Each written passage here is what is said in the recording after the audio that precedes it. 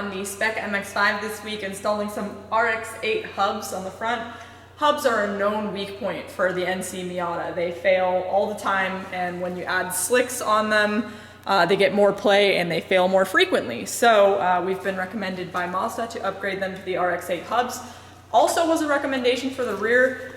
Because of budget and because of time, we decided to elect not to try that and see how it works out for us. I've heard some people saying you're gonna regret that. Hopefully it doesn't lead to any big issues. Hopefully if it's a small one, we can get it knocked out in the middle of the season if it becomes a necessity.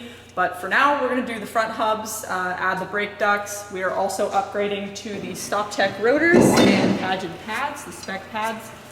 And we're going to do some of the other little bolt-on modifications like the sway bars and the exhaust. So just knocking out as much as we can today and tomorrow, trying to get this car on a trailer and driving under its own power.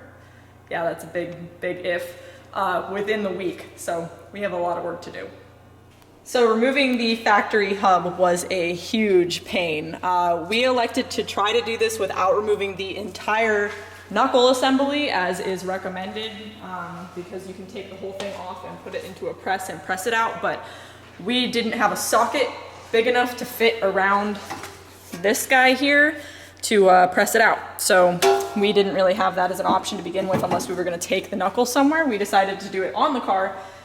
We tried everything. You guys can see the marks on the old rotor, which we weren't reusing obviously, from this wonderful big friggin' hammer that we pounded the rotor. I mean, we tried heat, we tried PB blaster, we tried a slide hammer, we tried an air hammer, pry bars, all of it, you name it. And what finally ended up working was we went to a local hardware store, bought some longer bolts that thread into the hub here, and we threaded those boys in there and just went to town with the big friggin' hammer. So it was really painful process. It still took us every bit of 2 hours per hub to get these things out of here.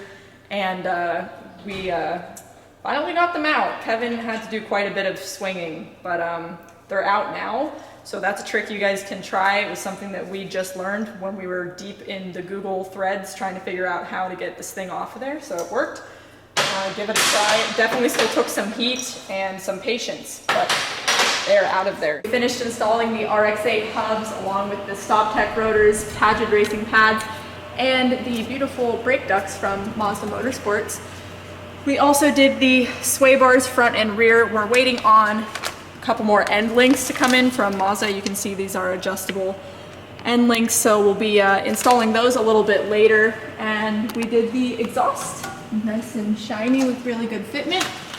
And the offset bushing. So we've gotten a lot of the little things addressed today, so that feels really good.